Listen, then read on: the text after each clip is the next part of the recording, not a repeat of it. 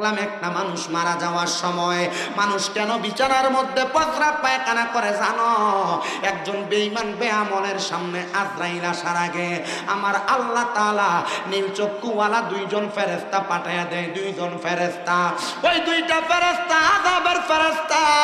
ওই ফেরেশতাদের নীল চক্ষুগুলা দেইখা বান্দা ভয়ে তার বিছানার মধ্যে প্রস্রাব পায়খানা করে দেয়।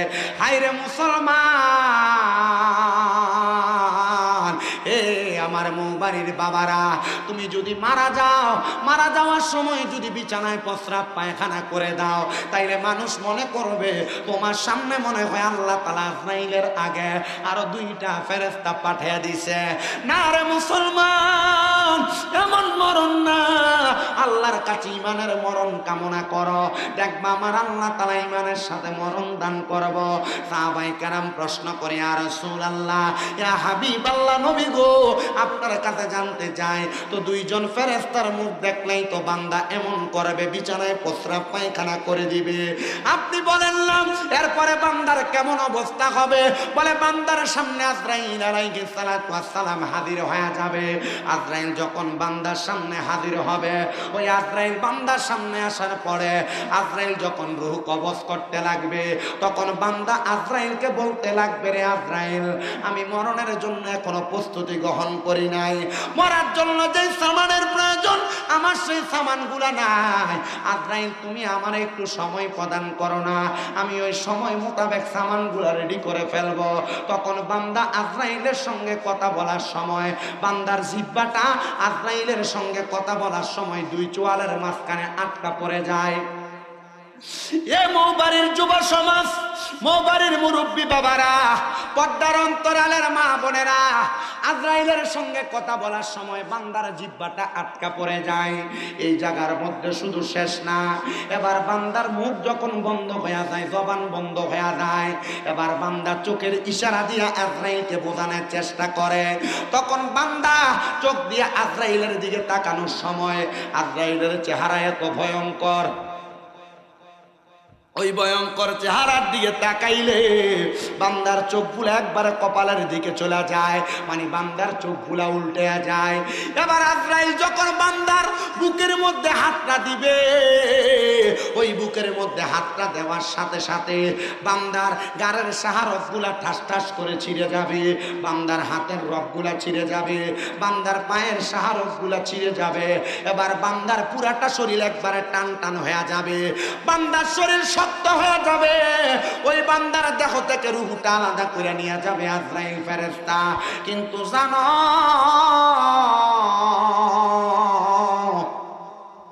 যখন আজরাইল ফেরেশতা বান্দার শরীর থেকে রূহটা আলাদা করে নিয়ে যাবে, আজরাইল বান্দার শরীর থেকে রূহটা নেওয়ার সময় এমন কষ্ট হবে, বলে কেমন কষ্ট হবে বলেন না গো। এই কষ্টের কথা আমাদের নবী মুহাম্মাদুর রাসূলুল্লাহ সাল্লাল্লাহু আলাইহি ওয়াসাল্লাম নবী বর্ণনা দিতেছে। বলে কষ্টটা হবে কেমন শুইনা না, বলে নবী গো কেমন কষ্ট হবে আপনি বলেন না। আমার নবী কয়, উম্মতের দনেরা শোনো রে, আমি নবীর রূহ মুবারক যখন আজরাইল নেওয়ার জন্য আসছিল, আমি নবীর রূহ মুবারক এখনো নেয় নাই, শুধু আজরাইলের ডান হাতের অংশটা আমি নবীর বুক মুবারকের উপরে রাখলেন।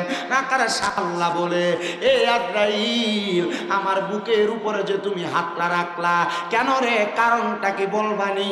আমার কাছে মনে হইতেছে সমস্ত পৃথিবীর বড় বড় পাহাড়গুলো আমি রহমতের নবীর বুকের মধ্যে চাপিয়ে দেওয়া হয়েছে। ও মায়ার নবী, ও দয়ার নবী গো, কেন এমন মনে হয়? বলে আজরাইল, তোমার হাতের ওজনটা বড় ভারী, আজরাইল তোমার হাতের ওজনের বাটটা আমি নবীর বুকের উপরে তুমি এমন ভাবে চাপিয়ে দিলা। হায়রে আমার মুসলমান, হায়রে আমার নবীর উম্মতের দয়েরা। এবার যখন আজরাইলে এই কথাটা, এই কাজটা করবে, আপনার বুকে হাতটা রাখলে আপনার কাছে বড় কষ্ট হবে। আল্লাহর পয়গাম্বর হযরতে ইদ্রিস আলাইহিস সালাতু ওয়াস সালাম বলে, এ জগতের মানুষ রে শোনো রে, মানুষ মারা যাওয়ার সময় অবস্থাটা কেমন হয়? বলে কেমন অবস্থা হয় আপনি বলেন না।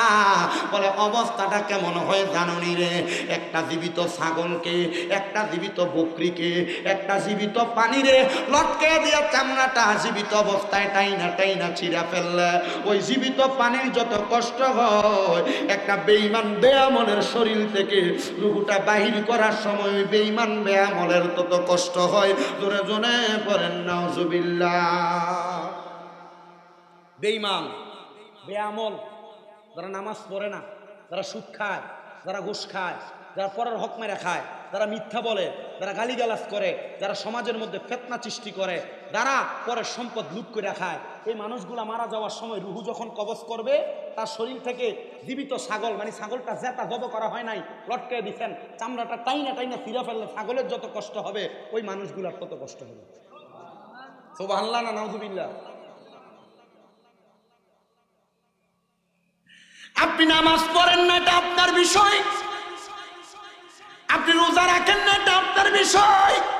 আপনি হারাম খান, সুদ খান, ঘুষ খান, এটা আপনার বিষয়। যদি মরার সময় কষ্ট পাইতে চান, এ বাবা মৌবাড়ি এলাকা সহ লাখাই এলাকায় সুদখোর নাই, ঘুষখোর নাই।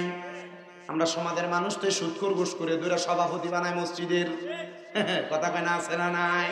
আমাদের সমাজের মানুষ এই সুদখোর ঘুষ করে দুইটা মসজিদের সেক্রেটারি বানায়, এলাকার সর্দার মাথা পরে দায়িত্ব দেয়, কথা কন না, আছে না নাই? বাবা আপনারা কথা বলতে হবে। আপনাদের কি কষ্ট হইতেছে, কোনো অসুবিধা হইতেছে? আমি কিন্তু যখন মাইক ধরছি এর ফোলা বইয়াছিল 3টা মাত্র।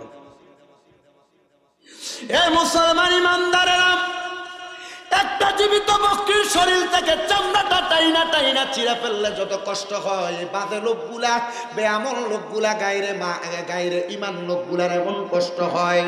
এবার রহমতের নবীজি বলতেছে শুধু কষ্ট না, যখন একটা মানুষের শরীর থেকে রুহুটা নিয়ে যাওয়া হয়, শরীর থেকে রুহুটা নেওয়ার পর ওই আজরাইল ফেরেশতা যখন রুহুটা নিয়ে তাড়াতাড়ি যায়, এবার রুহু আজরাইলের সঙ্গে কথা বলে, আজরাইল তুমি আমার রুহুটা কেন এত তাড়াতাড়ি নিয়ে যাও? তুমি যদি জানতা আমার জন্য আমার আল্লাহ তাআলা কত যন্ত্রণাদায়ক শাস্তি রেডি করে রাখছে, তাইলে তুমি আমার রুহু এত তাড়াতাড়ি নিতা না।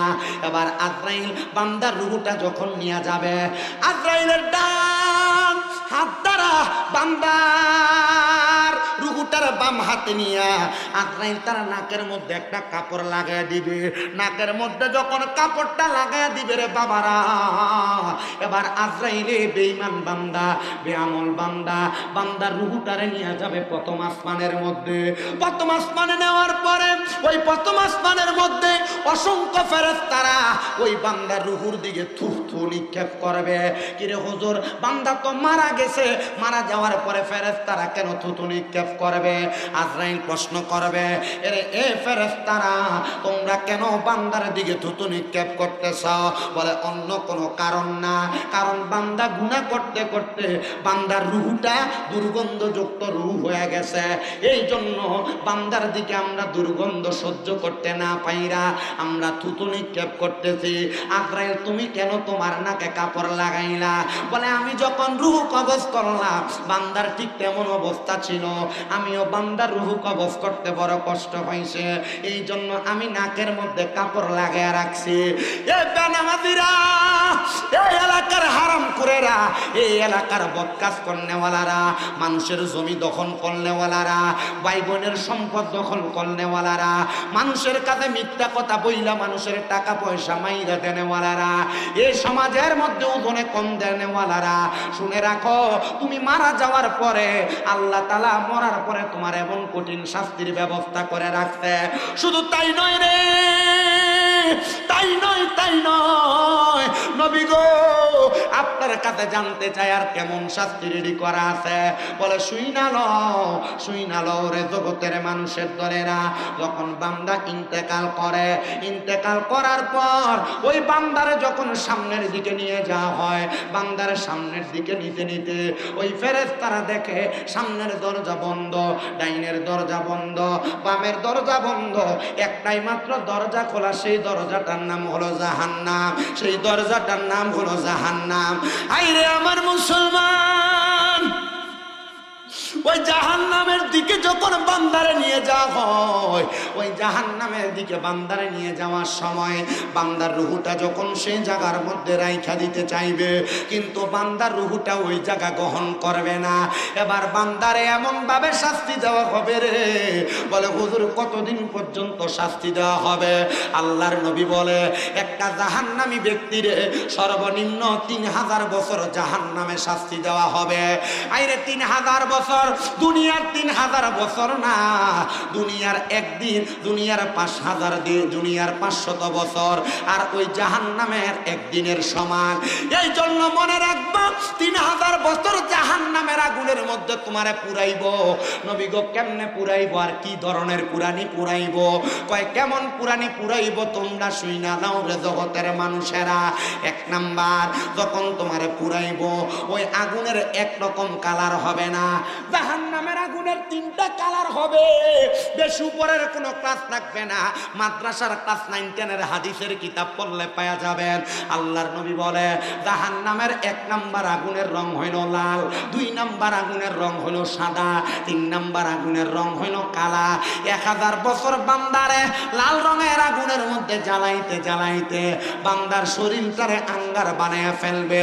হুজুর 5-10 মিনিট জ্বললেই তো বান্দার শরীরটা শেষ হয়ে যাবে।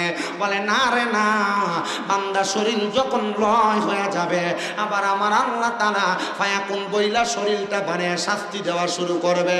এই দিনের পর দিন তোমার জ্বালাইবো, দিনের পর দিন তোমারে পুরাইব। এবার জাহান্নামের আগুনের মধ্যে যখন এমন কষ্ট, 1000 বছর লাল আগুনে জ্বালায়া এবার 1000 বছর তোমারে সাদা রঙের আগুনে জ্বালাইব। ওই সাদা রঙের আগুনে তোমারে 1000 বছর জ্বালায়া এবার কালা রঙের আগুনে আরো 1000 বছর জ্বালাইব। 3000 বছর জ্বলার পরে ওই বান্দারে মাকানে তাকাসসুর নামক জায়গার মধ্যে দাঁড় করাইব। বান্দা যদি তোমারে কেউ মাত্র 3 মিনিট ব্যাগ দিয়া বাইরায়, তোমার যদি দুনিয়াতে কোনো অন্যায় থাকে 3 মিনিটের বাড়িতে তুমি তোমার অন্যায়ের কথা স্বীকার করো, কথা কন্যা ঠিক কিনা? তুমি তোমার 3 মিনিটের মাইরের কারণে তুমি তোমার অন্যায়ের কথা স্বীকার করো। কিন্তু বান্দা 3000 বছর পর্যন্ত যখন আগুনের মধ্যে জ্বলবে, 3000 বছর পরে বান্দাকে প্রশ্ন করা হবে, বান্দা বলো এবার কি বলবা? তার মানে বোঝা যায় যারা ঈমান নাই, যারা বেনামাজি, যারা হারাম খায়, যারা পরের হক খায়, যারা দুনিয়াতে অপকর্ম করে বেড়ায়, এই মানুষগুলারে কবরে গেলে আমরা তো কথার কথা বলে ফেলি। 3টা প্রশ্ন করবো, জি না আপনি অপকর্ম করবেন, প্রশ্ন করলেই কি আর না করলে কি? অপকর্ম কর্নেওয়ালা ব্যক্তির কবরে কোনো সওয়ালের জবাবও নাই, ডাইরেক্ট কবরে যাবে আর ডাইরেক্ট জ্বলা শুরু হয়ে যাবে। বলে হুজুর কেমনে গো, কেমনে জ্বলবো? আরে বান্দা 3000 বছর জ্বালায়া বান্দা তোমার এমন কঠিন শাস্তি দেওয়ার পরে তখন তোমার মাকানে তাকাসসুর নামক জায়গায় দাঁড় করে বলবে, বান্দা এবার কি বলবা বলতে পারো? বান্দার জবান দ্বারা 3বার শব্দ ব্যবহার করবে, মোয়ে মোয়ে মোয়ে। বান্দা 3বার বলবে পানি পানি পানি। 3বার চিৎকার দিয়া পানির জন্য যখন বান্দা ডাকবে, বান্দারে কি পানি দেওয়া হবে? আমার নবী ডাক দিয়া কয়, হ্যাঁ রে সাহাবায়ে কেরাম, বান্দারে পানি দেওয়া হবে। ও মায়ার নবী গো, বান্দারে কেমন পানি দেওয়া হবে? বলে দুনিয়ার পানির মতো পানি দেওয়া হবে না। এ মুসলমান, দুনিয়ার একটা পানির মধ্যে একটা পোকা পড়লে তুমি পানিটা নিয়ে খাও না, দুনিয়ার কোনো পানির মধ্যে একটু ময়লা থাকলে পানিটা খাও না, সামান্য আয়রন দেখলো পানিটা মানুষ খাইতে চায় না, খান। নবীজি যখন এই কথা বলেন, নবীজি মসজিদে নববীর মধ্যে বসা 70 মতান্তরে 72 জন সাহাবায়ে কেরাম আমার নবীর সামনে বসা। আমার নবী ডাক দিয়া কয়, হে বান্দারে পানি দেওয়া হবে, তবে বান্দারে দুনিয়ার কোনো পানির মতো পানি দেওয়া হবে না। বান্দারে যখন পানি দেওয়া হবে, অন্যান্য জাহান্নামীদেরকে জাহান্নামের আগুনে জ্বালানোর পরে তাদের শরীরের চামড়া রক্তগুলা যে নিচে পড়ছে গইলা গইলা, ওই রক্ত এবং ফুসগুলা একটা গরম লোহার পাত্রের মধ্যে নেওয়া হবে। আগুনের কয়লা যেমন উত্তপ্ত থাকে গো, এমন গরম উত্তপ্ত একটা পাত্রের মধ্যে নিয়া তখন রক্ত আর ফুস দিবে। হাদিস শরীফে এই রক্ত আর ফুসরে কইছে তিনাতুল খাবাল। এই তিনাতুল খাবাল দিবে বান্দা বান্দাকে পান করার জন্য। বান্দা ওই রক্ত এবং পুঁজগুলা নিয়া বান্দা যখন পান করতে যাবে, ওই বান্দার জিহ্বাটা সহ পেটের নাড়ি বুড়িগুলা পায়খানা রাস্তা দিয়ে বের হয়ে যাবে। আমার নবীজির হাদিস বর্ণনাকারী সাহাবী আনাস ইবনে মালিক বলে, আমি তাকায়া দেখলাম আমার নবীজির 40 জন সাহাবী বেহুশ হয়ে মাটির মধ্যে পড়ে গেছে এই কথা শুনে, আর বাকি 30 জন গড়াগড়ি করে কান্নাকাটি করতেছে।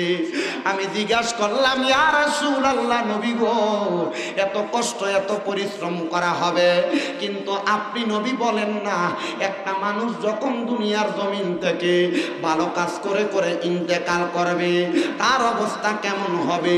আমার নবী বলতেছে আল্লাহর কোরআনুল কারীম থেকে, ইন্নাল্লাযীনা আমানু ওয়া আমিলুস সালিহাতি উলাইকা হুম খায়রুল বারিয়া। জবান খুলে উচ্চ কণ্ঠে জোরে জোরে পড়েন আল্লাহু আকবার। আপনাদের কষ্ট হয় আল্লাহু আকবার বলতে? মুসলমান আলো নাই দেখা মানুষ মনে করতে, আপনার এখানে মানুষ নাই। যাদের জবান আছে তাদের কাছে আমার দাবি আছে, যাদের জবান নাই তাদের কাছে আমার কোনো দাবি নাই।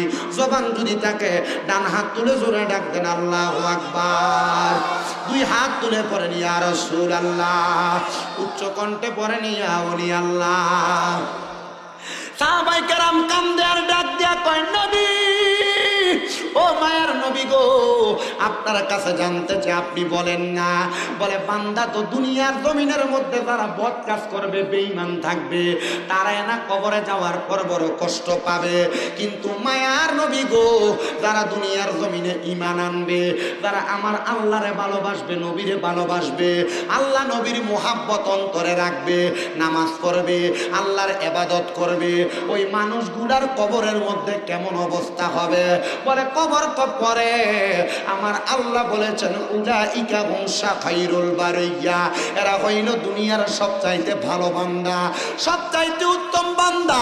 ও মায়ার নবী, আপনি বলেন না গো, বলেন না দুনিয়ার জমিনের মধ্যে ওই বান্দাটা ইন্তেকাল কেমনে করবে?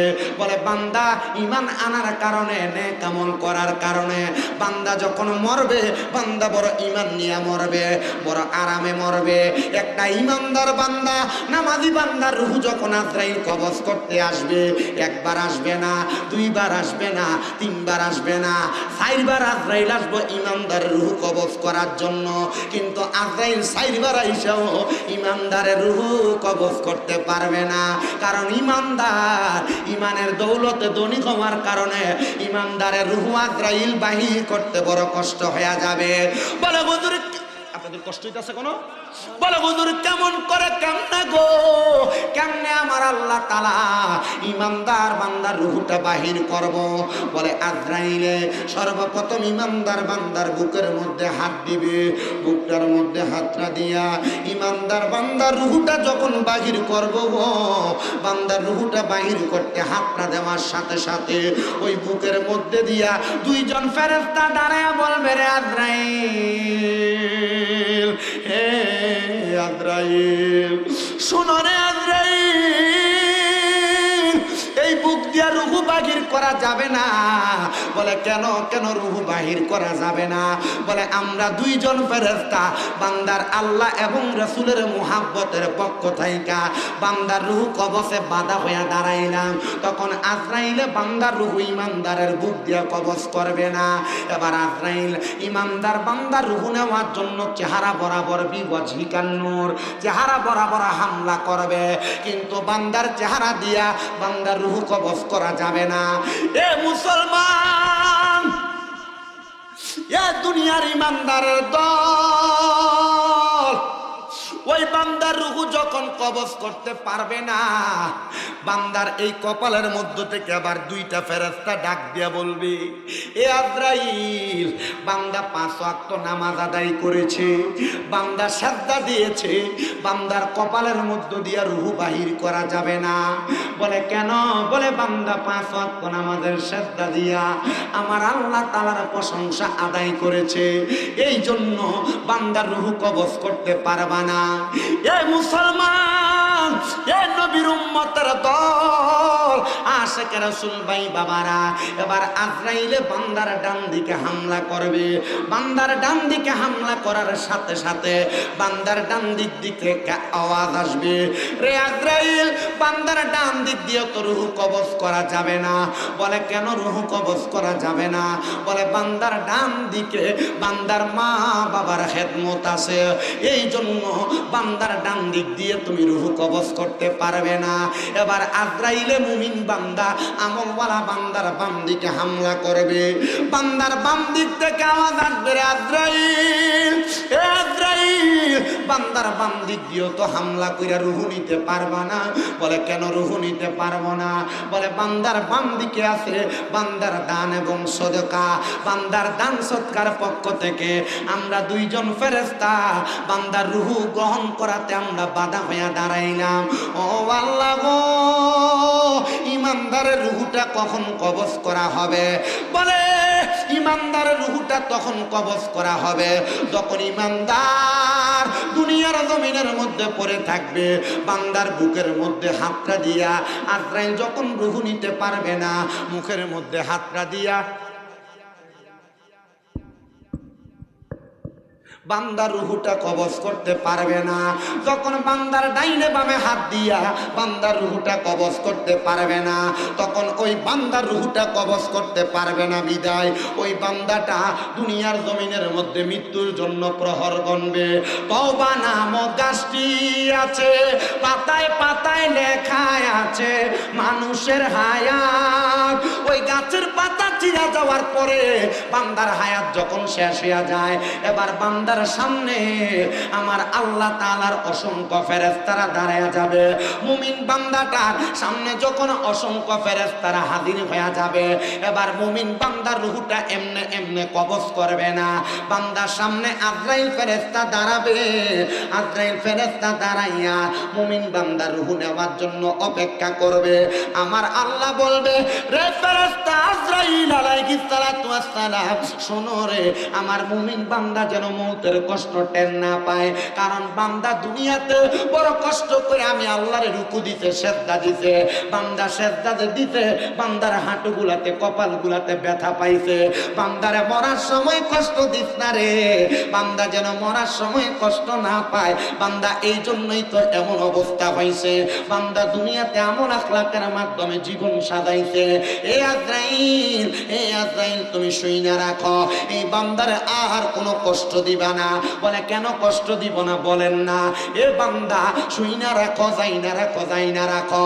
বান্দারে তোমার রূহটা যখন কবজ করতে আসবে আজরাইল, তোমারে টের পাইবা না। আরে ইনজেকশন দেওয়ার সময় পিঁপড়ার কামড়ের মতো তো টের পায়, কিন্তু ইমানদার বান্দা টের পাবে না। হাদিসের বর্ণনাকারী বলতেছে, শোনো রে, একটা ছোট বাচ্চা দুধের জন্য যখন কান্নাকাটি করে, তার মা তার মাথার মধ্যে হাত বুলে দিলে ছোট্ট বাচ্চাটা যেমন ভাবে ঘুমায়া যায় আরামসে, ইমানদার বান্দা মুখ দিয়া কালিমা পড়বে, লা ইলাহা ইল্লাল্লাহু মুহাম্মাদুর রাসূলুল্লাহ সাল্লাল্লাহু আলাইহি ওয়াসাল্লাম। বান্দা যখন কালিমা পড়বে, বান্দার মুখের বাতাসের সাথে বান্দার রূহটা হরণ করে নিয়ে যাবে। হায়রে মুসলমান, বান্দার রূহটা যখন হরণ করে নিয়ে যাবে, তখন বান্দা কোনো টের পাবে না। কিন্তু বেঈমান বান্দার এত কষ্ট হয়েছিল, ওই যে জীবিত ছাগলের মতো টাইনা চিরা ফেললে যে কষ্ট, সেই কষ্ট। কিন্তু ইমানদার বান্দা তো সেই কষ্ট পায় নাই। ওই বান্দার রূহ যখন নেওয়া হয়েছে, বেঈমান বান্দা বলছে এত তাড়াতাড়ি কই নে? আর ইমানদার বলবে, রে আজরাইল, এত আস্তে কেন নাও? তুমি যদি জানতা আমার আল্লাহ তাআলা আমার জন্য কত বড় নিয়ামত রেডি করে রাখছে, তাইলে তুমি আমারে এত আস্তে আস্তে নিতা না, আমারে আরো তাড়াতাড়ি আল্লাহর নিয়ামতের কাছে নিতা। কারণ আমরা আল্লাহ তাআলার নিয়ামতের জন্য পাগল পারা। কথা বলেন ঠিক না বেঠিক? এ মুসলমান ইমানদারেরা, এ নবীর উম্মতের দলেরা, আশিকে রাসূল ভাই বাবারা, বন্ধুরা, আমার মৌবারি আহলে সুন্নাত ওয়াল জামাতের উদ্যোগে 10ম সুন্নি মহাসম্মেলনে যারা উপস্থিত হয়েছেন, লাইটের আলোর বিঘ্নতার কারণে অনেকে বাড়ি ঘরে যাইয়া ঘুমায়, অনেকে রাস্তাঘাটে ঘুরে, অনেকে বাজার মেলার মধ্যে ঘোরাফেরা করে। মনোযোগ মনোযোগ লাগে শুনো যারা আছো, মুমিন বান্দার রূহটা কবজ করার পরে মুমিন বান্দার রূহটা নিয়ে প্রথম আসমানের দিকে যাবে, কিন্তু বেঈমানের রূহটা নেওয়ার সময় আজরাইলের নাকের মধ্যে কাপড় লাগাইছিল, আসমানের ফেরেশতারা থুতু দিছিল, কিন্তু ইমানদাররে থুতু দিবে না।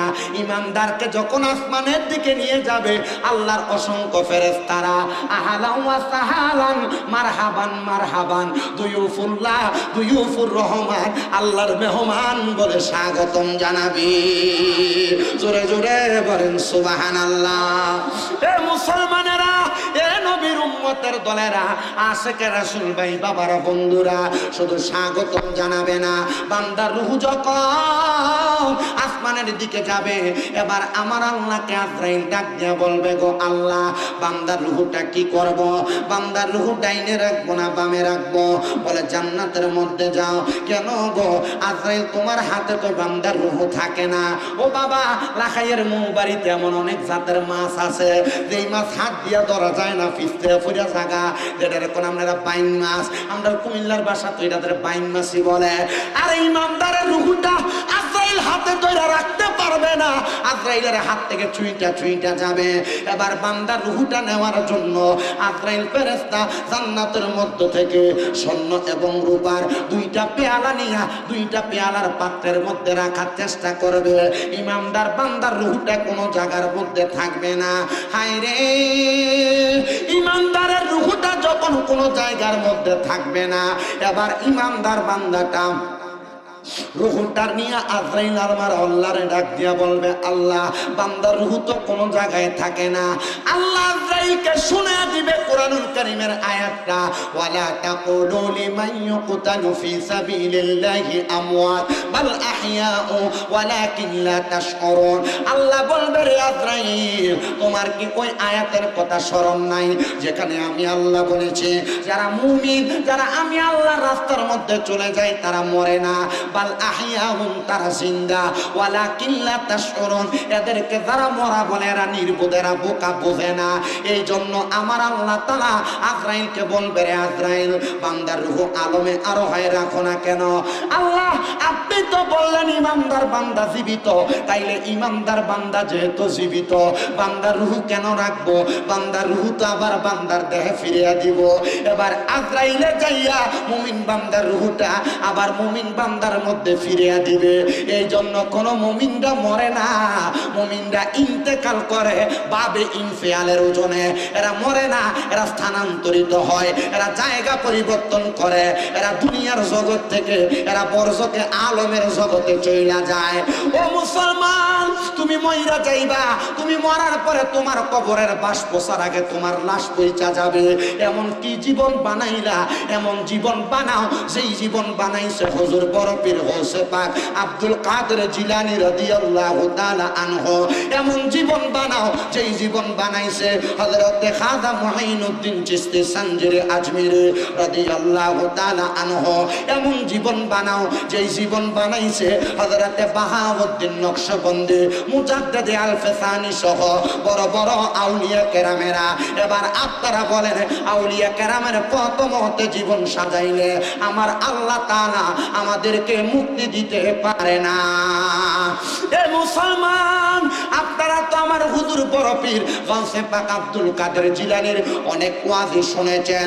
এই ওয়াজও শুনছেন, গৌসে পাকের দরবারে চুরি করতে যাওয়ার পর গৌসে পাক তারে ওলি বানিয়ে দিছে। আরেকটা চোর গেছিল গৌসে পাকের দরবারে, যেই চোরটা চুরি করতে দেয়া গৌসে পাকের হাতে বায়াত হয়ে আসছে, বলে হুজুর কেমন চোর, এই চোরের ব্যাপারে আমার জানতে বড় ইচ্ছা হয়। ওই চোর সন্ধ্যা রাতে গৌসে পাকের দরবারে যাইয়া চুরি করবে অপেক্ষা করতেছে, কিন্তু আমার হুজুর বড় পীর গৌসে পাক আব্দুল কাদের জিলানী উনি রাত্রবেলা ঘুমাইতেন না, উনি আমার আল্লাহ তাআলার ইবাদতে মশগুল থাকতেন। গৌসে পাক যখন ঘুমায় না, ফজরের নামাজের আগবর্তী মুহূর্তে ওই চোর গৌসে পাকের ঘরের আড়াল থেকে বাইরে হইয়া গৌসে পাকের ঘর থেকে বের হইয়া যাচ্ছেন। এমন টাইমে হুজুর গৌসে পাক বড় পীর আব্দুল কাদের জিলানী ডাক দিয়া বলতেছে, এরে ভাইজান কোথায় আসছি না আবার কোথায় তুমি চলে যাও? ডাক দিয়া কয় হুজুর আসছিলাম আপনার কাছে বায়াত হইতে। আসলে কি বায়াত হইতে আসছে না চুরি করতে আসছে? চুরি করতে আসছে। হুজুর ডাক দিয়া কয় যাও কই তোর বায়াত তো হও নাই। হুজুর আজকে দেইকা গেলাম পরে বায়াত হব। না রে বাবা না, মানুষের হায়াত বেশি দিন থাকে না, আসো আমি তোমার বায়াতটা গ্রহণ করে দিই। সোরা কয় যদি এখন বায়াত না গ্রহণ করি তাইলে গাউসে পাকের দরবার থেকে মাইর খেয়ে যাওয়া লাগবে। গাউসে পাক হুজুর বড় পীর আব্দুল কাদের জিলানী তার সামনে আনলেন, ওযু করাইলেন, দেখলেন তার গায়ের জামা কাপড়ে তো ভালো না। ওরে বাবা, বর্তমানের চোর তো একবারে ন্যাশনাল ইন্টারন্যাশনাল চোর। আগে যখন চোরেরা চুরি করত, ডাকাইতরা ডাকাইতি করত, আমার ছোটবেলার জীবনে আমি চোর ধরার পরে দেখছি লুঙ্গিটারে একবারে শর্টন যেমন এমন ভাবে পইরা পুরা শরীরে বালা তেলের মতো ফিসটা কি জানি মাহাইতো, মাহাইয়া তারপরে মানুষের ঘরে হিং দিত, এমন চোর আমি দেখছি। আহারে গাউসে পাকের দরবারে এমন চোরা ব্যক্তিটারে দেখা গাউসে পাক কয় তুমি তো এখন মুরিদ হওয়ার হালতে নাই, যাও ওযু বানাও। গাউসে পাক নিজে তারে ওযু বানাইয়া দিয়া গাউসে পাকের একটা পাঞ্জাবি পরাইয়া গাউসে পাকের একটা পাগড়ি লাগাইয়া কয় ডান হাতটা বাড়াও। ডান হাতটা বাড়ানোর পরে গাউসে পাক কয় দুইটা বিষয়ে তুমি আমার কাছে বায়াত নিবা। বায়াত মানে ওয়াদাবদ্ধ হওয়া, বায়াত মানে আবদ্ধ হওয়া, বায়াত মানে মিশে যাওয়া, বায়াত মানে একজন আর একজনের সাথে সংমিশ্রণ হওয়া। গাউসে পাক কয় তুমি ওয়াদাবদ্ধ হইবা। বলে কোন বিষয়ে? বলে তুমি আমার সাথে বলো আর মিথ্যা কথা বলবা না, 2 নাম্বার নামাজ ছাড়বা না। ওয়াদা করাইলো কয়টা?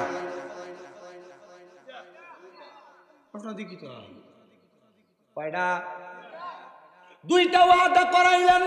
1 নাম্বার তুমি কখনো মিথ্যা কথা বলবা না, 2 নাম্বার কখনো নামাজ ছাড়বা না। এবার চোরা ব্যক্তিটা কয় হুজুর ঠিক আছে, আর কখনো আমি মিথ্যা বলবো না, আর কখনো নামাজ ছাড়বো না। তো চোরের স্বভাব তো চুরি করাই থাকে।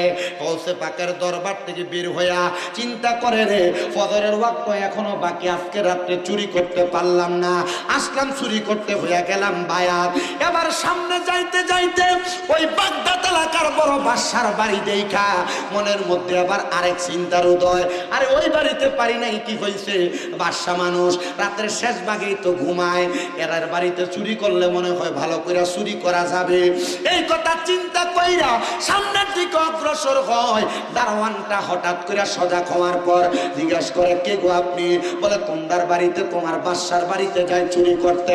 দারোয়ান কয় এত লম্বা, ওই যে গাউসে পাক পাঞ্জাবি পরাই দিছিল, পাগড়ি লাগাই দিছিল, এত লম্বা পাঞ্জাবিওয়ালা আর পাগড়িওয়ালা উনি নাকি চুরি করতে যায়। তার মানে উনি বুঝতে পারলেন ওই দারোয়ান মানুষটা, উনি বলতেছেন না হয়তো বা আমার বাদশার কোনো শুভাকাঙ্ক্ষী অথবা বন্ধু হবে, উনি মনে হয় আমার সাথে মজা করতেছে।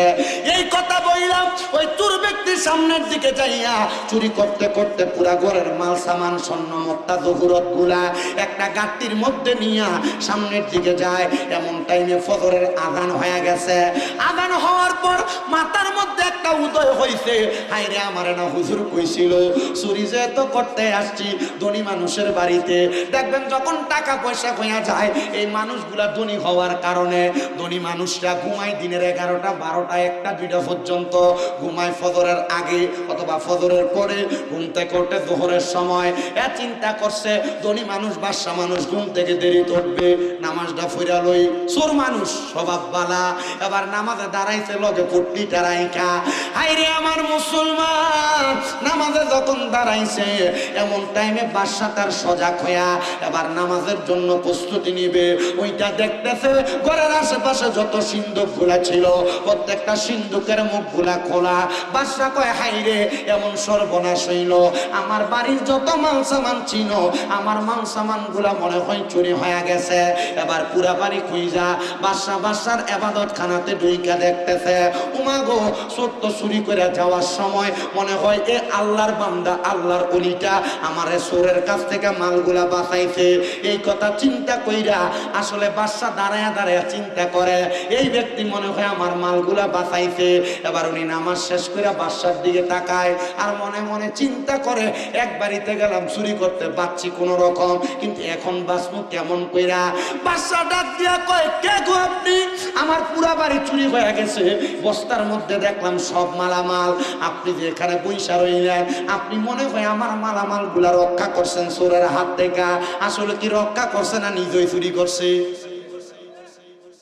আসতে কইবে আসলে কি নিজে চুরি করছে? নিজেই চুরি করছে। নিজেই চুরি করার পরে এবার বাদশা কই, হুজুর আপনাকে অসংখ্য ধন্যবাদ, হুজুর এই চোরের কাছ থেকে আপনি আমার মালগুলার বাঁচাইছেন। উনি কয় না রে, মিথ্যা কথা বলা যাবে না। গাউসে পাক কইয়া দিছে দুইটা কাজ, নামাজ ছাইরো না আর মিছা কইও না, তাহলে যে কোনো সময় বাচ্চা যাইবা। আমি মিছা কথা কই নাই রে, আমি বললাম না আমি নিজেই চোর। এবার বাদশা কয় দেখ শুনি রে, এমন আল্লাহ বলা আমার ঘরে আইছে, একটা চোরের বাঁচানোর লাগা চুরির দায় নিজের কান্দে নিতেছে। হুজুর আমি বুঝছি, এতদিন পর্যন্ত বায়াত নেওয়ার জন্য একটা পীর আমি তালাশ করছিলাম, তবে আপনার মতো পীর আমি আমার জীবনে দেখি নাই। আসলে কি এটা পীর না সোরা বেড়া? এটাই তো সোরা বেড়া, কারণ গাউসে পাকের নজর লাগিয়া গেছে, এটা আর চোর থাকতে পারে না। বড় পীরের নজর লাগার কারণে একটা চোরেরও আমার আল্লাহ তাআলা কুদরতি নজরে ওলি বানায়া দেয়। জবান খুলে জোরে জোরে বলেন না সুবহানাল্লাহ। ওলিদের ওলি যিনি গাউসুল আজম জিলানী, ওলিদের ওলি যিনি গাউসুল আজম জিলানী, বাগদাদে জন্ম কুতুবে রাব্বানী। বলেন বাগদাদে জন্ম কুতুবে নি, বলেন ওলিদের ওলি যিনি গাউসুল আজম জিলানী, ওলিদের ওলি যিনি গাউসুল আজম জিলানী, বাগদাদে জন্ম কুতুবে রাব্বানী। বলেন বাগদাদে জন্ম কুতুবে। তোমার কাঁধে নবীজির কদম, সব অলিদের কাঁধে তুমি গাউসের কদম।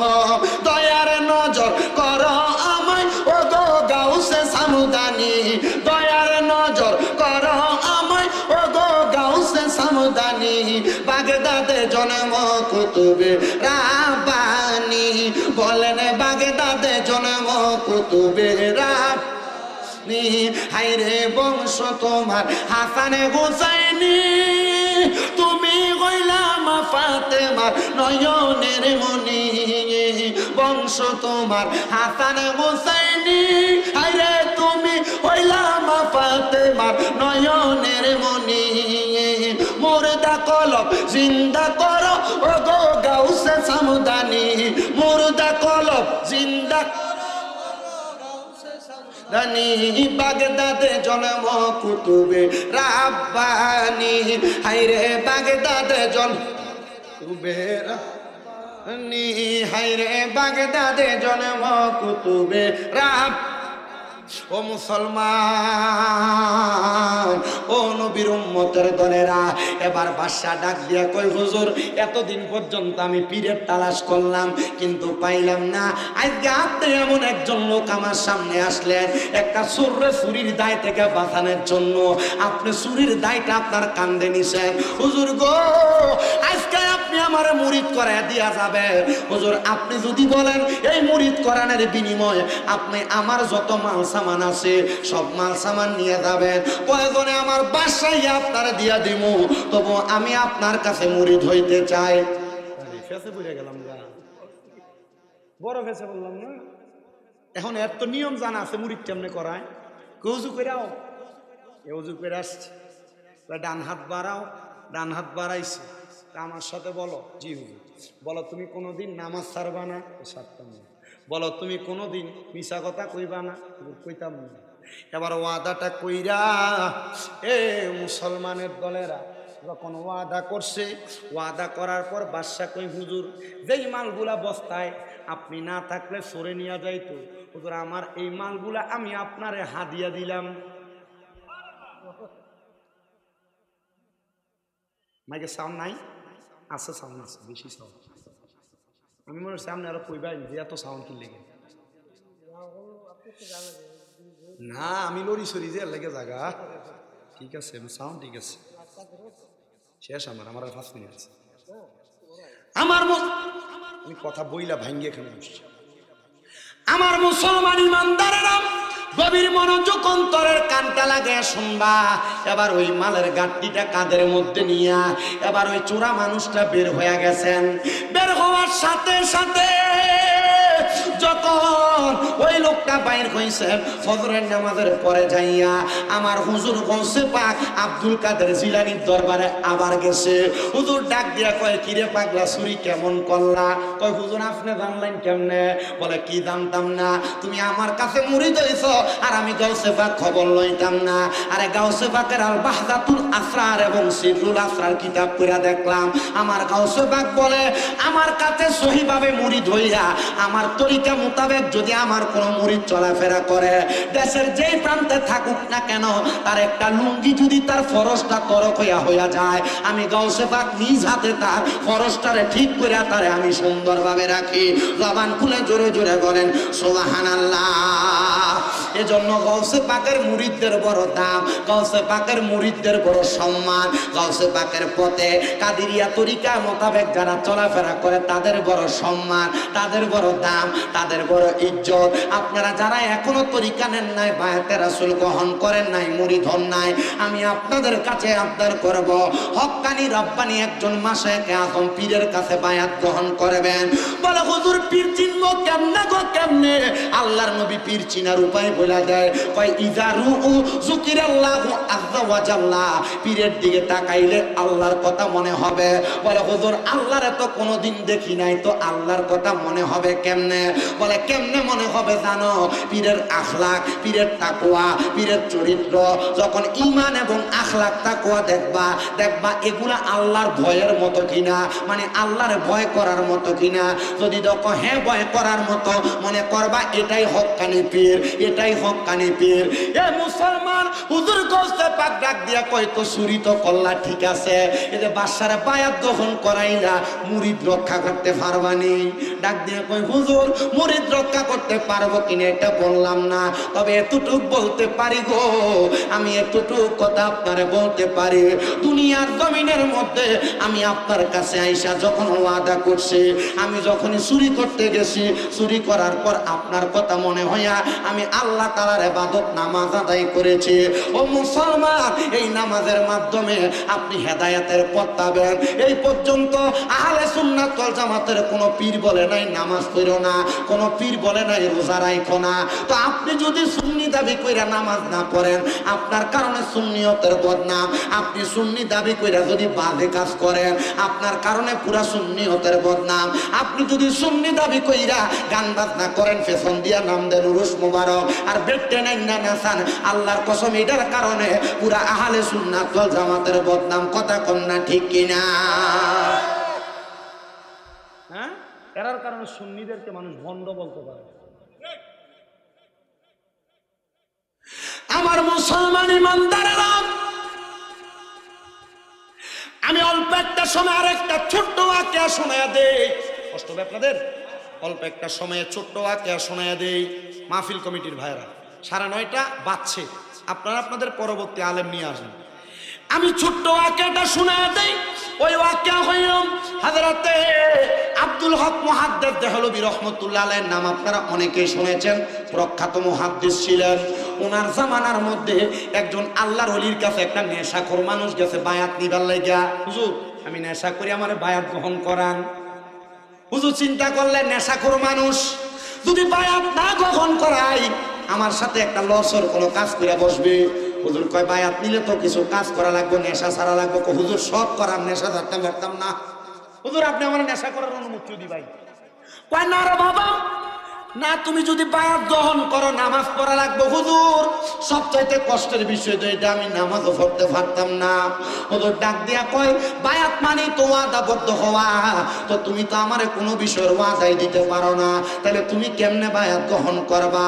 বলে, রে বাবা, তাহলে একটা বিষয় বায়াত নাও, তুমি যদি আমার কাছে বায়াত গ্রহণ করো, তাইলে তুমি একটা জিকির করবা, যে জিকির হলো আফদালু যিকরি লা ইলাহা ইল্লাল্লাহ, সবচাইতে উত্তম জিকির লা ইলাহা ইল্লাল্লাহ। তুমি যদি সময় পাও লা ইলাহা ইল্লাল্লাহ জিকিরটা করতে পারবানি? হুজুর এটা হারাম, এটার ভিতরে হারাম। বলে, হুজুর আমি লা ইলাহা ইল্লাল্লাহ জিকির করতে পারবো, বলে পারবা যেহেতু যাও, তোমার বায়াতে এটা তবে শর্ত আছে পাগলা। বলে হুজুর শর্তটা কি? বলে নামাজ যেহেতু পড়তে পারবা না বলছো, সাবধান, আমার কাছে মুড়ি দেওয়ার পর যদি তুমি নামাজ পড়ো তাহলে প্রতি ওয়াক্ত নামাজের জন্য 5টা করে জুতার বাড়ি খাইবা। এখন জুতার আগের জুতা কিন্তু এক না, আগের জুতা ছিল কাঠের খরম। কি এর খরম? কাঠের খরম। একক তো নামাজের জন্য এক একটা জুতার আঘাত পাইবা। হুজুর মাইনা নিলাম আপনার কথা, আপনার কথা মোতাবেক আমি এখন থেকে নামাজ পড়বো না, ঠিক আছে হুজুর লা ইলাহা ইল্লাল্লাহ জিকির করব। ওনার বাড়ি থেকে ওই হুজুরের বাড়ির দূরত্ব হলো 12 ঘন্টার রাস্তা, মানে দিনের অথবা রাতের অংশ পুরা শেষ হয়ে যায়। ওই পাগলা কই হুজুরের বাড়ি থেকে আসতে আসতে আমি মদের বাটিখানায় গেলাম, যাইয়া দেখলাম মদের বাটিখানা বন্ধ হয়ে গেছে, মানে ওই দিন রাত্রে আমি আর মদ পান করতে পারি নাই। আমি ঘরের মধ্যে মদের বাটিখানার মধ্যে যাইয়া যখন দেখলাম বাটিখানাটা বন্ধ, এবার আমি জিকির করতে করতে বাড়ির দিকে যাচ্ছি। লা ইলাহা ইল্লাল্লাহ। যখন জিকির করতে করতে বাড়ির দিকে যাই রে, বাড়ির দিকে যাই, আমি যাওয়ার সময় আমি বাড়ির দরজায় যাইয়া আমার ঘরে সালাম দিলাম, আসসালামু আলাইকুম ওয়া রাহমাতুল্লাহ। আমার স্ত্রী খুশি মনে দরজাটা খুলে দিছে। আরে আমার স্বামী দি এতদিন নেশা করে বাড়িতে আসতো, আর আজকে দি আমার স্বামী নেশা করে আসে নাই, লা ইলাহা ইল্লাল্লাহ জিকির করে আবার সালামও দেয়। আপনারা কোন জামাই যদি কোনো বাজে কাজ ছাড়ে, বউয়ের মনটা কি খুশি না বেজার? কিন্তু আমরা বেটারা এমন কাজ খারাপ, সিগারেট খায় বিড়ি খায় মুখের দুর্গন্ধ বানায়। তো আপনি যখন বাড়িতে যান আপনার বউ অন্যদিকে মুখ ফিরে শুয়ে থাকে, এটার দোষটা বউর দিয়েন না। তখন আপনার বউয়ের আর আপনার ভালো লাগে না, পাশের বাড়ির সুইটারে জোয়ানদারে ভালো লাগে, কারণ আপনার মুখের ভিতরে দুর্গন্ধ, আপনি সিগারেট খেয়ে মুখে গন্ধ বানিয়ে রাখছেন। এবার বলেন এগুলা কি খাওয়া যাবে না সারা লাগবে? এ মুসলমান মহিলা বড় খুশি, খুশি হইয়া এবার স্বামীটারে করে শুইতে দিছেন, খাবারও দিলেন। খাবার দেওয়ার পর ওই মহিলার স্বামী লা ইলাহা ইল্লাল্লাহ জিকির করতে করতে ঘরে ঘুমায় গেছেন গা। তখন ঘরে ঘুমায় গেছে, এবার মহিলাটা ওই রাত্রবেলা খুশিতে আর ঘুমায় না, কারণ স্বামী এতদিন নেশা করতো। এখন মারহাবা কইতেন না? আরো জোরে কইন মারহাবা। নারে তাকবীর, নারে রিসালাত, নারে রিসালাত। হযরত মাওলানা মুহররম আলী আল কাদেরী সাহেবের আগমন। এই মাহফিলের পক্ষ থেকে, এই মাহফিলের পক্ষ থেকে সবাই জোরে বলি মারহাবা। আজকের মাহফিলের যিনি সম্মানিত প্রধান আকর্ষণ হযরত মাওলানা মুহররম আলী আল কাদেরী কাঠিয়াদি, উনি উপস্থিত হয়েছেন। আমার পরে মূল্যবান তাকরীর করবেন, ওনার পরেই মাওলানা শাখাওয়াত রেজা আল কাদেরী সাহেব আসবেন, আপনাদেরকে নিয়ে বয়ান করবেন। ইনশাআল্লাহ আপনারা বয়ান শ্রবণ করবেন। হুজুরকে বসতে দেন। আলহামদুলিল্লাহ পরে আপনারা আস্তে আলহামদুলিল্লাহ পড়ছেন, আরো জোরে পড়েন আলহামদুলিল্লাহ। তখন ওই মহিলা আল্লাহর কাছে দোয়া করছে, আল্লাহ আমার স্বামী যেহেতু হুজুরের বরকতে ভালো হয়ে গেছে, হুজুর আর আমার এখন ঘুমাইতে মন চায় না। মারহাবা কইলেন না? হুজুর আমার ঘুমাইতে মন চায় না। এমন টাইমে ওই স্বামী রাত্রবেলা স্বপ্ন দেখে ঘুম থেকে জাগ্রত হয়ে গেছে। ঘুম থেকে জাগ্রত হয়ে ডাক দিয়ে কইতেছে, স্ত্রী তুমি কি আমার পাশে আছো? বলে আছি। বলে কি? বলে আমি স্বপ্ন দেখছি আমাকে কে যেন ঘুম থেকে তুইলা নিয়া পানির মধ্যে ফালাই দিছে, স্রোতে আমার টাইনা নিয়ে যাচ্ছে। বলে হ্যাঁ? বলে হ্যাঁ, কিন্তু স্রোতে যখন আমার টাইনা নিয়ে যায় আমি দেখলাম 5টা দড়ি পানিতে পড়ছে। স্বামী এরপরে কি করছেন? বলে আমি একটা দড়িতে ধরছি, মনে করছি বাঁচবো, পানি আমার আরো নিচে নিয়ে যায়। আরেকটা দড়িতে ধরছি, মনে করছি বাঁচবো, পানি আমার আরো নিচে নিয়ে যায়। 3টা 4টা দড়ি ধরার পর আমি চিন্তা করলাম আরেকটা দড়ি বাকি, এটা ধরে দেখি। আমি 5টা দড়ি ধরার পর আমি নিচের থেকে আর ভাই নাই, আমার টান দিয়ে উপরে নিয়ে গেছে। স্ত্রী ডাক দিয়ে কই, স্বামী গো এটা তো আর অন্য কোনো কিছু না, 5টা দড়ি হইলো 5 ওয়াক্ত নামাজ। এটা দিয়ে আপনারা আল্লাহ তাআলা ইঙ্গিত দেয়াইছে এখন থেকে 5 ওয়াক্ত নামাজ পড়লে আযার কঠিন বিপদ থেকে আল্লাহ আপনারা টান দিয়ে উপরে তুলবে, আপনি এখন থেকে নামাজ পড়বেন। কই আমারও তো আমার হুজুরে কইছে নামাজ যদি পড়ি তাহলে জুতার বাড়ি দিব। স্ত্রী এমন ভয় যে আমি পাইছি, আমি তো নামাজ ছাড়তে পারবো না, আমি নামাজ পড়াম। কয়জনে 5টা করে জুতার বাড়ি, 5 ওয়াক্ত নামাজ পড়ছে। পড়তে পড়তে হুজুরের বাড়ি, হুজুর আমি তো নামাজ পড়ছি, হুজুর 5 ওয়াক্ত পড়ে লাইছি, হুজুর দেন না এইলাম জুতা, আমার এটা দিয়ে আপনি আঘাত করেন, তবে হুজুর আমি জুতার বাড়ি খাইতে রাজি, নামাজ ছাড়তে রাজি। ডাক দিয়ে কইতেছে, ঠিক আছে বাবা, তোরে আমি জুতা দিয়ে বাড়ি দিতে পারতাম না, কারণ যে নামাজি সে সম্মানিত, যে মুত্তাকি এ ব্যক্তির আল্লাহ সম্মান করে, ফেরেশতারা সম্মান করে। ডাক দিয়ে কই, হুজুর মানলাম, তাইলে মারতেন না কেন? আপনি না ওয়াদা করছেন, ওয়াদা খেলাপ করলে না মুনাফিক হয়? তো হুজুরের কাছে ফতুয়া ঘুরানের রাস্তার অভাব আছে? হুজুর কয়, লা ইউকাল্লিফুল্লাহু নাফসান ইল্লা উসআহা। আল্লাহ কারো সাধ্যের বাহিরে কোনো কিছু ছাফাইয়া দেয় নাই। তোর সাধ্য আছে, তুই নামাজ পড়তে পারবি, আল্লাহ তোরে ছাফাই দিছে। আল্লাহর ফতুয়ার উপরে আমি মোল্লা ফতুয়া দেওয়ার কে রে? যা তোরে মাফ করে দেবে। সুবহানাল্লাহ কইতেন না? মা বোনেরা গো, কি গো মা, মাইকের আওয়াজ তোমাদের কানে যায়নি গো মা, মুনাজাত হইতেছে গো মা। আমার আল্লাহর দরবারে মুনাজাতের মধ্যে দোয়া চাইয়া দুইটা হাত বাড়াইয়া দাও গো মা। আমাদের বিশ্বাস আছে আমার আল্লাহ একটা হাতও খালি ফিরাইয়া দিবে না। মারা গো, তোমরা তো এই এলাকার নাইরি না গো মা। একদিন আসছিল লাল রঙের বেনারসি শাড়ি পইরা, আর একদিন চলে যাইবা সাদা মার্কিন কাপড় পরিয়া গো মা। তোমরার মতো কত মা বোনেরা জানি অন্ধকার কয়বরে মুর্দা লাশ শুয়া শুয়া রইছে, আজকের মুনাজাত তার আর নসিবে হইছে না। আল্লাহ, আজকের মুনাজাতের মধ্যে যারা যারা অংশীদার হইয়া তোমার কাছে দোয়া চায়, প্রত্যেকের দোয়াগুলা কবুল মঞ্জুর করে নাও। এই মুনাজাতে কে জানি হাত বাড়াইছে, কার জানি জগতের মধ্যে বাবা নাই, যেই বাবা রিক্সা চালাইয়া মাটি কাইটা মাথার গাম পায়ে ফালাইয়া পরের বাড়িতে বদলার কাজ করে সন্তানরে মানুষের মতো মানুষ করার জন্য আব্বা নিজের রক্তরে পানি বানাইছে, এমন আব্বা যাদের অন্ধকার কবরে রে আল্লাহ, আব্বার কবর জান্নাতের বাগান বানাইয়া দাও। দয়াল রে, কে জানি হাত বাড়াইছে, কার জানি জগতের মধ্যে মা নাই। হায়রে মা,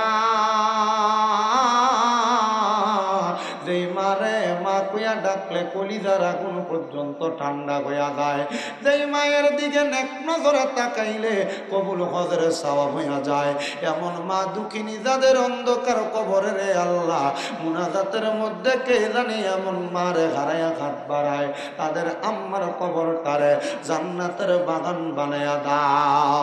আল্লাহ, তোমার কোন বান্দারা জানি হাত বাড়াইছে, মাও নাই বাবাও নাই, জনমের মতো এতিম হইয়া রইছে রে আল্লাহ, এমন মা বাবা যাদের অন্ধকার কবরে গো আল্লাহ, আম্মা আব্বা দুইজনের কবর নাজাতের ফয়সালা করো। যারা বেঁচে আছে হায়াতে তৈয়বা নসিব করে দাও, আম্মা আব্বার খেদমত করার মতো তৌফিক দান করো।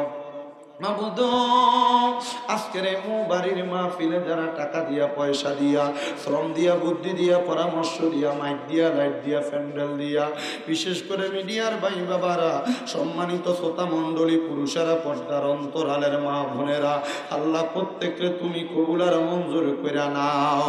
এই মাহফিল কিয়ামতের পাক পর্যন্ত কবুল ও মঞ্জুর করে নাও। এই মাহফিলের মাধ্যমে প্রত্যেকটা মুমিন মুসলমানদের অন্তরে হেদায়েতের নূর পয়দা করে দাও। আল্লাহ, আমাদের অন্তর থেকে সকল প্রকার গুমরাহি দূর করে আমাদেরকে ঈমানে আমলে জিন্দেগি নসিব করে দাও। মরণ দিবা দুঃখ নাই আল্লাহ, বেঈমান বানায়া মরণ দিও না। মরণের আগে বারবার মক্কা মদিনা তাওয়াফ জিয়ারত নসিব করায়া প্রত্যেকের আখিরি জবানে মধুর কালেমা পড়ায়া দিয়েন, লা ইলাহা ইল্লাল্লাহ মুহাম্মাদুর রাসূলুল্লাহ সাল্লাল্লাহু আলাইহি ওয়াসাল্লাম। একটা জবানও কেউ বন্ধ রাখবেন না, জবানটা ছেড়ে দিয়ে উচ্চ কণ্ঠে জোরে জোরে পড়েন আলহামদুলিল্লাহ।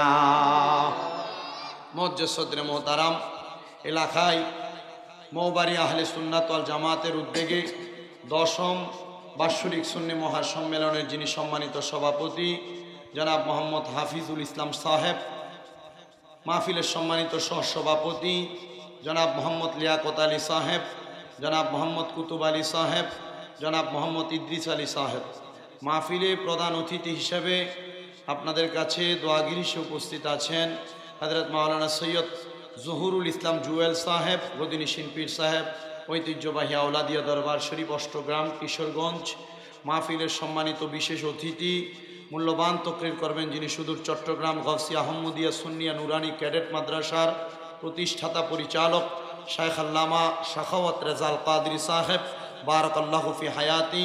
মাহফিলে তকরির করবেন হযরত মাওলানা মোহাম্মদ মোহরম আলী আল কাদেরী সাহেব, সম্মানিত বিশেষ আকর্ষণ হযরত মাওলানা মুফতি ইকবাল হোসেন সাহেব, প্রধান মেহমান জনাব মোহাম্মদ নোমান সরওয়ার জনি সাহেব সহ মাহফিল পরিচালনা করছেন হাফেজ মোহাম্মদ শাকির আহমেদ, মোহাম্মদ আব্দুল জব্বার সাহেব সহ আমার ডাইনে বামের সামনে যারা মাহফিলের তকরির এবং মাইকের আওয়াজ শুনছেন, সবার কাছে আমার আকুল আবেদন থাকবে, সবাই মহান আল্লাহ তাআলার শুকরিয়া আদায় করে একবার জোরে পড়ি আলহামদুলিল্লাহ।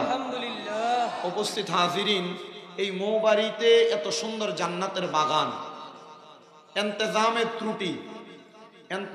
ত্রুটির কারণে এত সুন্দর একটা জান্নাতের বাগান এখন বিচ্যুতির পথে। আল্লাহ তাআলা আমাদেরকে সহি সমাজ দান করুন এবং ভবিষ্যতে যখন মাহফিল ইন্তজাম করবে কারেন্ট যায় না মনে করিয়া যেন এমন আরো জেনারেটর না আনে, আর যেই বেটা জেনারেটর ফিট করছে এজন্য ভবিষ্যতে স্টেজের নিচে এই না জেনারেটর ফিট করতে পারে, সে তৌফিকও যেন দেয়। আমিন কোন আস্তে আমিন করছেন আপনারা। জেনারেটর এনে ফিট করে এদিক থেকে জেনারেটর ফিটিং করছে, এখানে পুরো আওয়াজ নেই। আল্লাহ তাআলা আমাদেরকে সহি সমাজ দান করুন, জোরে পড়েন আমিন। উপস্থিত হাজিরিন, বৈদ্যুতিক বিঘ্নতার কারণে আমি বাদে এসাই আলোচনা করার কথা, কারণ আমার এক জায়গায় ওয়াদা আছে, আমি সেখানে যাই ওয়াজ করব। তো সেই ধারাবাহিকতায় আমি আপনাদের কাছে 9:30 পর্যন্ত বয়ান শ্রবণ করাবো। আপনারা সেই সময় পর্যন্ত বয়ান শ্রবণ করার চেষ্টা করবেন। আমি অনেক দূর থেকে জার্নি করে আপনাদের কাছে আশা লাগছে, কিন্তু এই ইন্তজাম যেমন একটা মাহফিল মাত্র 3000 টাকা একটা জেনারেটরের ভাড়া, এই 3000-এর কারণে পুরা মাহফিল বরবাদের মতো এমন হয়ে গেছে। কিন্তু এটা বরবাদ না, আল্লাহ এটা দিয়েও পরীক্ষা কইরা এই মৌবাড়ি এলাকার সব মানুষদেরকে পরীক্ষা করতেছে যে লাইটের আলো কম কিন্তু মাহফিলে মাইকের আওয়াজ হচ্ছে, তোমরা যাচ্ছ কি না এটা আমি আল্লাহ তাআলা পরীক্ষা করি, হয়তো এটাও হতে পারে। আপনারা যে এখানে অনেকগুলা মানুষ আছেন একটাবার মুহাব্বতের আওয়াজে পড়েন তো আলহামদুলিল্লাহ। আলহামদুলিল্লাহ। আমি আপনাদেরকে একটা কথা বলে নিলে আমার জন্য সুবিধা হবে, আপনাদের জন্য সুবিধা হবে। আমাকে যখন ফয়সাল ভাই মাহফিলের জন্য কল দিছিলেন, আমি বলছি ভাইজান আমার আরেক জায়গায় একটা ওয়াদা দেওয়া আছে, যদি ঠিক এশারের নামাজের পরপর আমি 1.5 ঘন্টা সময় দেই হবে কিনা? বলছে হুজুর হবে। এশারের নামাজ তো 7:40-এ শেষ, ঠিক না? 7:40-এ আমি স্টেজে আসার কথা, এ তওবা করতে করতে এতক্ষণে আসা লাগছে। তা আমি এটা বইলেই আসছি।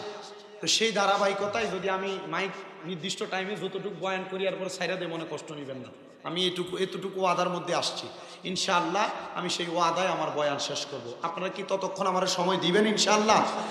আমার মুসলমান ইমানদারেরা, আমি আমার খুতবার মধ্যে আয়াতে কারিমা তেলাওয়াত করেছি। আমার আল্লাহ তাআলা কোরআনুল কারীমের মধ্যে আয়াতে কারিমা পেশ করেছেন। আল্লাহ বলেন, বিসমিল্লাহির রহমানির রহিম, ইয়া আইয়ুহাল্লাযীনা আমানু তাকুল্লাহা ওয়াল তানজুর নাফসুম মা কদ্দামাত লিগাদিন ওয়াত্তাকুল্লাহা ইন্নাল্লাহা খাবীরুম বিমা তা'মালুন। জবান খুলে উচ্চ কণ্ঠে জোরে জোরে পড়েন আল্লাহু আকবার। রাহমাতুল লিল আলামিন নবীজির তিরমিজি শরীফের একটা হাদিস শরীফের ঘোষণা আমি পইরা দেখ